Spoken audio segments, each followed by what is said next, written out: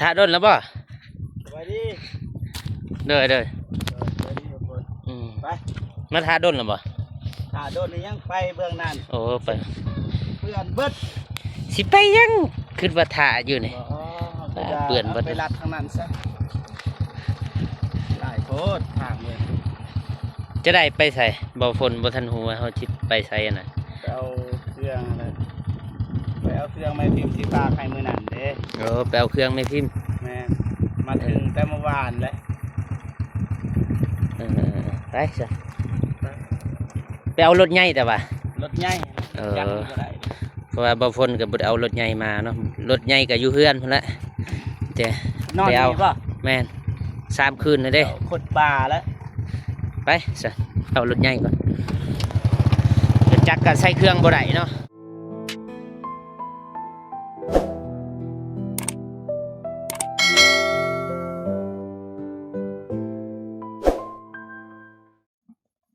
กราบทักทายสบายดีเด้อสวัสดีพ่อแม่พี่น้องเบิดสู่คู่สู่คนบอกว่าจะอยู่ในลาวและก็ต่างประเทศเนาะที่เขามาเบิ่งมาสบสองของบ่าวฝนลาวใต้บ่าวฝนก็ยินดีต้อนรับทุกท่านทุกคนเนาะมื้อนี้บ่าวฝนก็อยู่สวนกาแฟเนาะหรือว่าสวนกาแฟพาน้องๆแล้วก็ล้านมาเก็บกาแฟแต่ว่ากาแฟกับบทันสุกลายปันใดสุกโบลายเนาะพี่น้องแต่ว่าเสียดายหยาดมันล้นก็เลยได้พาน้องๆแล้วก็จูล้านมาเก็บมาเล่มเนาะพี่น้องเอาไปจะได้บ่าวฝนกับสิพาไปเบิ่งวิธีการเก็บกาแฟของแต่ละคนเอาสบายดีมาเถอะสบายดีมาแม่มาเก็บกาแฟมาเก็บไม่เท่าแล้วเก็บก็ได้นี่จะเบิ้งสิใต้แล้วนี่เราก็มานอนจักคืนละหาคืนแล้วเนาะแม่เฒ่าเป็นแม่เฒ่าของบ่าวฝนมานอนตูบนี่แหละมานอนเทียงพุ่นเทียงบ่ถือว่าอยู่พุ่นก็มีส่วนอยู่แต่ว่าบ่ทันใหญ่บ่ทันได้เก็บหมากแต่ว่าตอนนี้ได้เก็บแล้วว่ามื้อนี้แม่เฒ่าแล้วจะเคยแล้วแต่พุ่นยังหลายแต่นี่หดพุ่นยังเบื้องนี่ไปพุ่นยังบ่ทันได้เก็บเนาะนี่แต่กกไม้ใหญ่นี่หดพุ่นยังทันเก็บเอาเก็บถือว่าบ่ทันได้เก็บกระลายเนาะยังครึ่งนึงเก็บเล่มไม่ซื้อตัวได้มันสุกเหลือเก็บตัวมันสุกบ่มีหญ้าเนาะพี่น้องพุ่นแถวพุ่นบ่ทันได้เก็บแถวพุ่น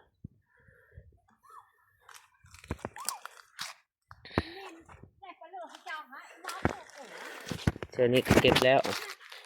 เก็บกาแฟกาติมอหรือว่ากาแฟโรบัสต้าบ่แม่นกาแฟอาราบิก้าได้เก็บ3-4เทื่อเนาะพี่น้องเพราะว่าตัวใดมันสุกเขาก็เก็บตัวใดบ่ทันสุกเขาก็ปะเวลาปะให้มันสุกก่อนแล้วจึงเก็บเนาะพี่น้อง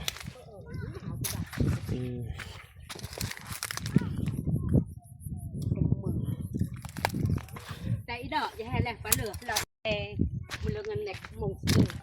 มันยับแหลกต่อจอบ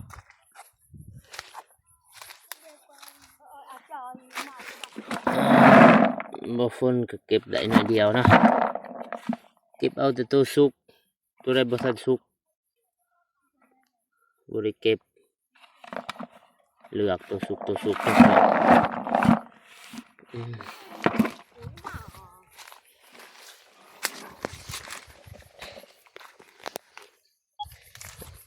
ี๋ยวสิพาไปหาหลานเนาะน้องลูกป้าลูกลุงป้าได้เก็บลายเลยสบายดีมานี่จักมื้อเลยมาเก็บ2 มื้อเลยเจ้าซื้อหยังแววพนาอายุจักปีล่ะ10 ปีเฮียนอยู่ห้องใดนะป.5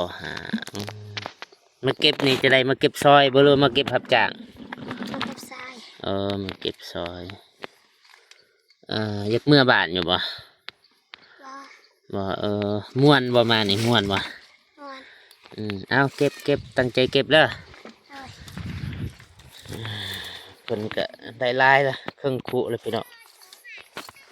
สิไปหาผู้หนึงอีกผู้นี้ก็เป็นหลานเนาะสบายดี เลยดิ ซื้อยัง เรื่องพัฒนาน างพัฒนา เลย นางพัฒนาอายุจักปีล่ะ 10 10 ปีเรียนห้องใด มาหนึ่ง ม.1ล่ะป้าโททางนี้ก็ได้หลายแหละบ่าวฝุ่นได้น้อยเดียวสิเต็มคุเลยเก็บเอาแต่ตัวสุกบ่ เลย มานอนจักคืนแล้วอยู่นี่ 2 2 คืนแล้วอยากเมื่อบ่ บ่ มาเก็บรับจ้างบ่หรือมาเก็บซอยจ้ะ มาเก็บทราย ตัวใดบ่ทันสุกก็บ่ทันได้เก็บเนาะ เลย ปะให้มันสุกก่อนตั้งใจพูนมาทำผู้นี้อีกไปใช่ล่ะอยู่นี่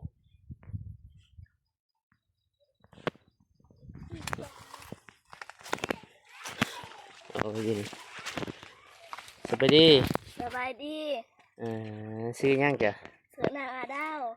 น างอาดาว เลย คือได้หน่อยเลยจ้ะ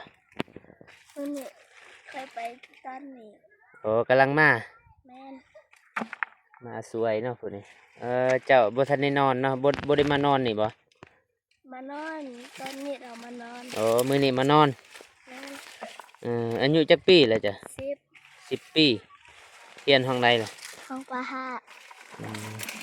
า ตั้งใจ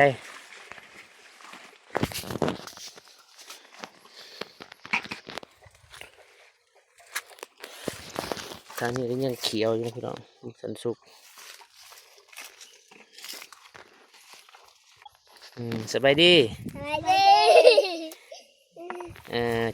ถามผู้นี้ก่อนเสือเขียวจะซื้อหยัง ซื้อพ่อง ซื้อพงอายุจักปีเลย เก้า 9 ปีเฮียนห้องไร ของปลาซี่ ปสีมานอนนี่จักมือเลย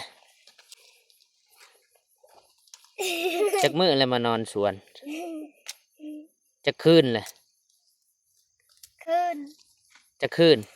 แต่กูเกยจัง 2 คืนวะ เลย บ่คิดฮอดพ่อแม่บ่อยากเมื่อบ้านบ่ อยาก ผู้นี้อยากเมื่อบ้าหลายกว่าบ่พ้นจะซื้อหยังจ้ะ สิได้นิ้ว เบิ่งนี่ก่อนซื้อได้นิ้วอายุจักปีล่ะ แต่กูเกยจังไป อายุเจ้าจักปี8 ปีเฮียนห้องได้ล่ะ ทางปลาหนึ่ง ป.1เฮียน8 ปีป้าอายุคือหลายแท้เฮียนห้องป.1มานอนจักคืนแหละเจ้าบ่ได้นิ้วจักคืนจะมานอนนี่ เลย ฮะเบิ่งนี่ก่อนได้แล้วบ่2 คืน บ้า บ่ได้เนาะมารับจ้างบ่ผู้เจ้าหรือมาเก็บซอย บ้ามาเก็บซ้อน มาเก็บซอยบ่ตั้งใจเก็บเด้อยินบ่ เลย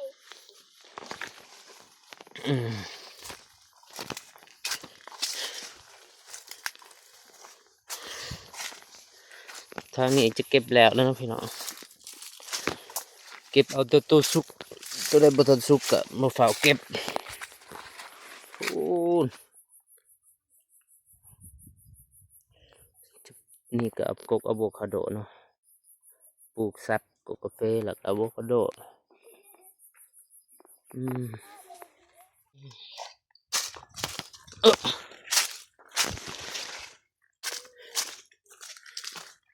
ตัวนี้สุกแล้วพี่น้อง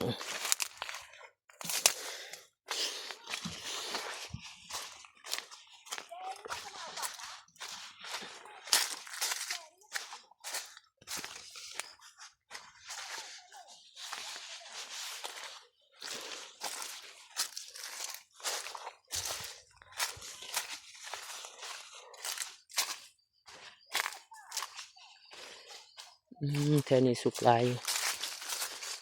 หมากแดง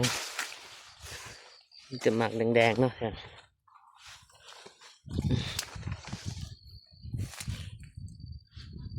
พอเถอะเดี๋ยวบ่าวพลสิไปท้ายเนาะกกที่ว่ามันสุกแล้วอย่างนี่เพื่อนี่สีแดงนี่จะสุกเนาะพี่น้อง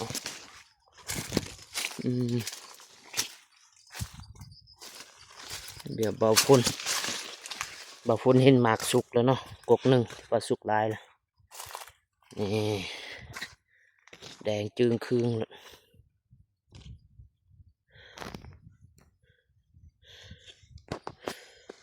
นี่กกอันนี้จะว่าสุกเบิดแหละเก็บเบิดเลยตัวนี้ถ้าว่าแดงลายนี่แหละก็เก็บไปเบิดเลยทีนี้ถือว่าสุกลายแหละกกนี่สุกเบิดแหละนี่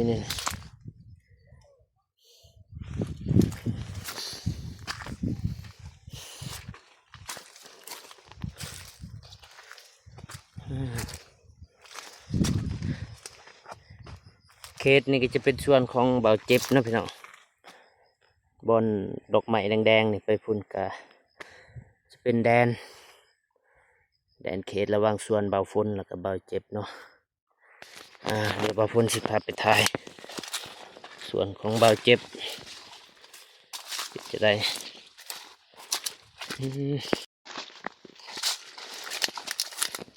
ทางใบบลนไปได้ค่ะ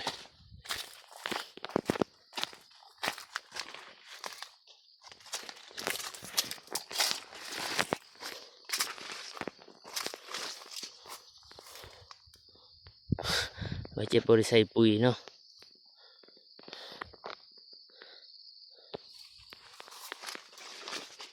ว้ากกบ่มีใบคันได้เนี่ยงามอยู่ส่วนลายบ่มีใบเนาะจะเป็นย้อนยัง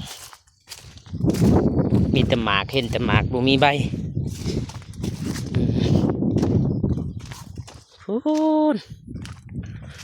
พวกน้องๆก็อยู่พูนเนาะพี่เนาะบอนบ่ฝนถ่ายให้เบิ่งหลังจากที่เก็บได้เนาะ2 ชั่วโมงน้องๆล้านๆเพิ่นเก็บได้แล้วก็บ่ฝนก็ได้มาแบกมาไว้มาโฮมไว้อยู่เถียงเนาะ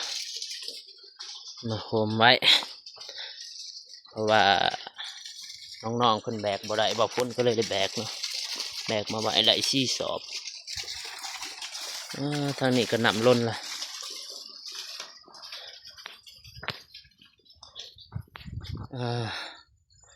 ตัวนี้บ่ฝนก็กำลังออกมือเนาะออกมือหาบ่เจ็บกับบ่ฮู้ว่าบ่เจ็บเพิ่นมีเวียกหยังเนาะโทรหาบ่ฝนให้ออกไปหาอยู่หน้าทางตอนนี้บ่เจ็บก็สิแม่นอยู่หน้าทางนี่แหละเพราะว่าเพิ่นก็เข้าสวนเฮาบ่ได้เพราะว่าเฮาได้ล็อกประตูไว้เนาะล็อกประตูหัวไว้บ่ฝนก็บ่ฮู้ว่าเพิ่นมีเวียกหยังเพราะว่าเพิ่นได้โทรหาแล้วก็ให้ออกไปหาเนาะเอาสิมีเวียกหยังก็เดี๋ยวบ่ฝนก็สิถามบ่เจ็บให้พี่ให้น้องหรือให้ FC ในหูเนาะว่าเพิ่นมีเวียกหยังจังว่าให้บ่ฝนออกไปหาเดี๋ยวบ่ฝนก็สิถ่ายให้เบิ่งตอนนี้ก็ย่างมาฮอดประตูแล้ว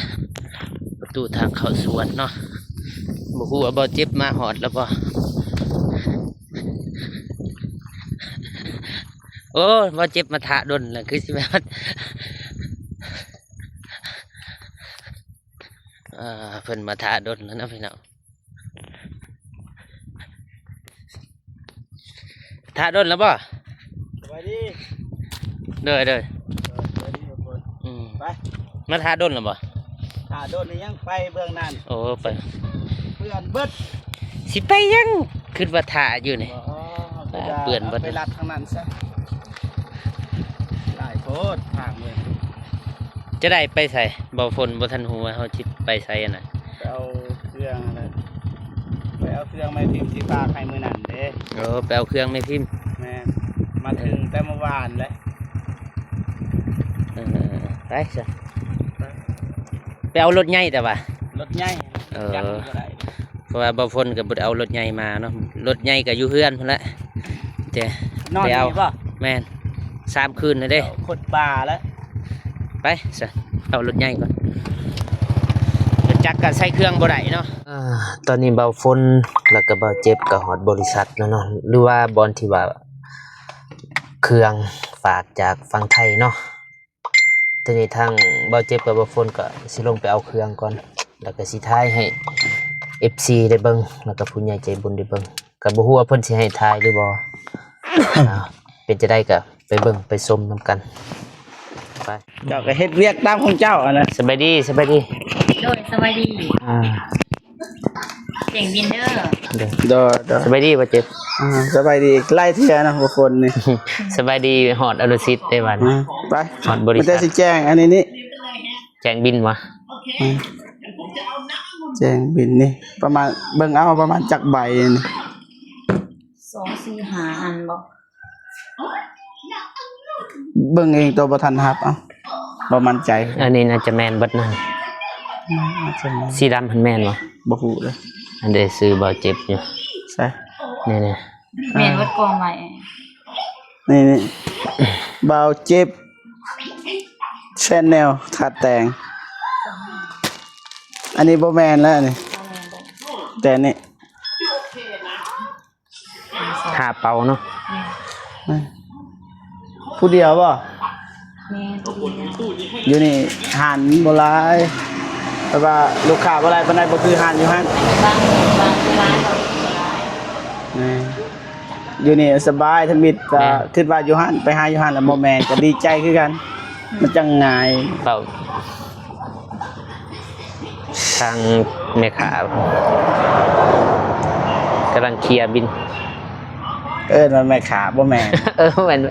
ชื่อเอิ้นอะไรวะ เอิ้นว่าหยัง นั้นก็ได้พนักงาน พนักงาน แล้วมันแม่ขาเด้อ ทางพนักงาน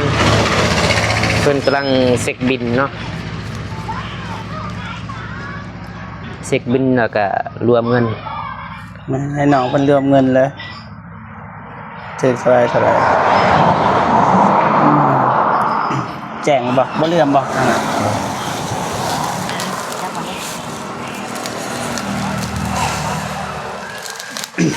หลายนะ หาเป่า ซื่อๆนะ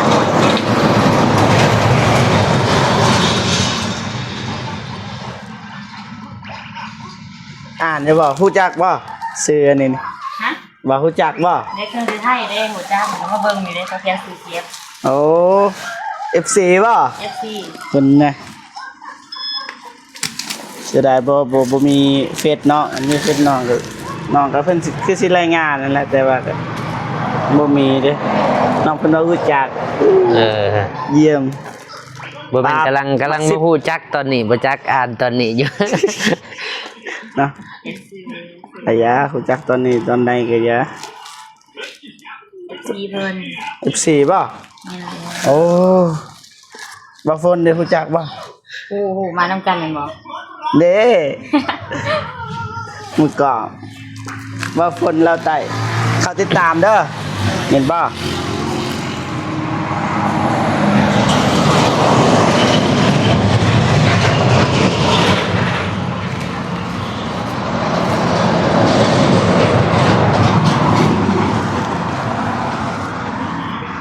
เบาเจ็บ 553 เรา โอ้ย 500,000เกือบ1,000 บาท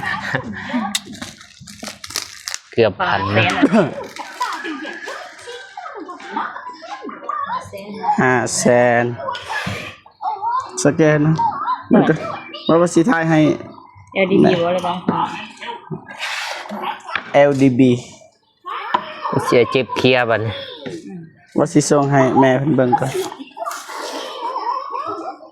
ขอต้อนรับสู่โรงแรมหุ่นยนต์ 5,000 บาทประมาณ5,000 บาท500,000เท่านั้น 553,000 เกือบ1,000 บาท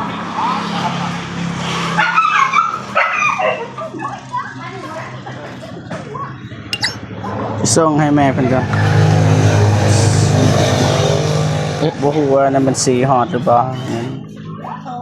แดดบ่ฮอดเลยบ่ฝนนะ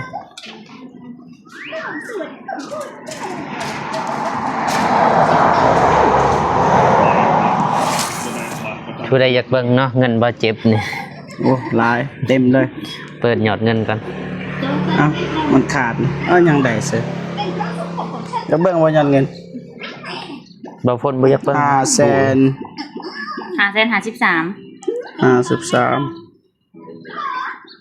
บ่มีได้ติปอีหยังนะเงินหน่อยเลย บ่มีหยัง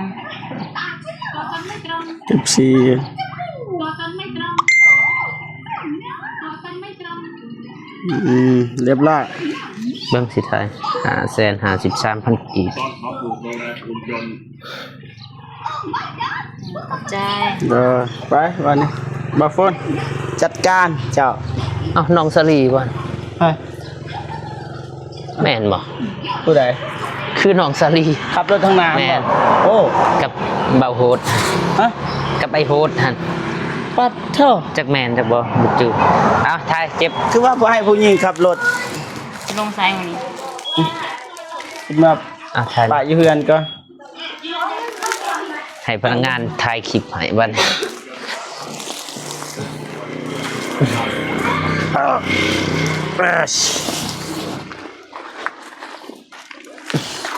โอ้บ่าวฝนธรรมดาเลย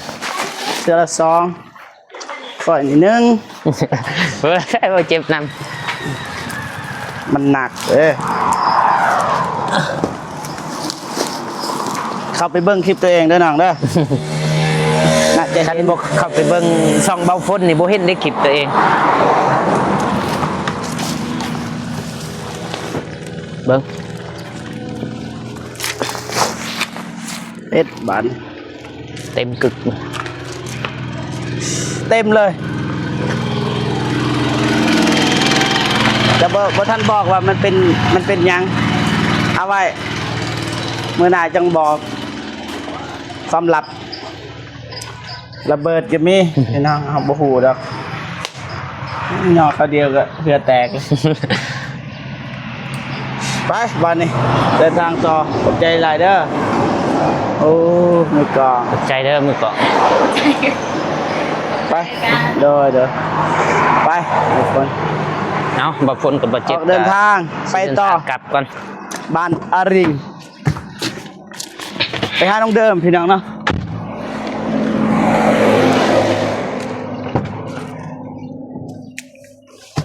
ไป ไปเดินทางต่อ โอเคว่าพี่น้องเนาะหลังจากเบาจิบแล้วก็เบาฝนเอาเครื่องตีบห่อเบาจิบเบาฝนก็สิเอาเครื่องนี้ไปไว้อยู่เฮือนก่อนแล้วก็สิเดินทางต่อไปหาน้องเดิมเนาะ เด้อ เพราะว่าทางรถอันนี้ก็เฮาบ่กล้าไปไกลว่าซั่นซะเฮาสิกลับไปเปลี่ยนรถก่อนพี่น้องเนาะมันจะรอลุ้นไปนำกันว่าเฮาสิได้ไปบ้านน้องเดิมหรือบ่พี่น้องนะเดี๋ยวว่ากันนะ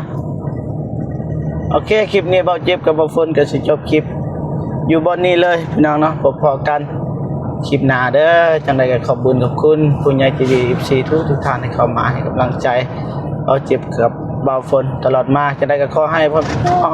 อแม่พี่น้องและ FC ทุกท่านจงมีแต่ความสุขสุขภาพแข็งแรงขออายุมันควรยืนความเจ็บบ่ให้ได้ความไข้บ่ให้มีเดินทางปลอดภัยเบิดทุกคน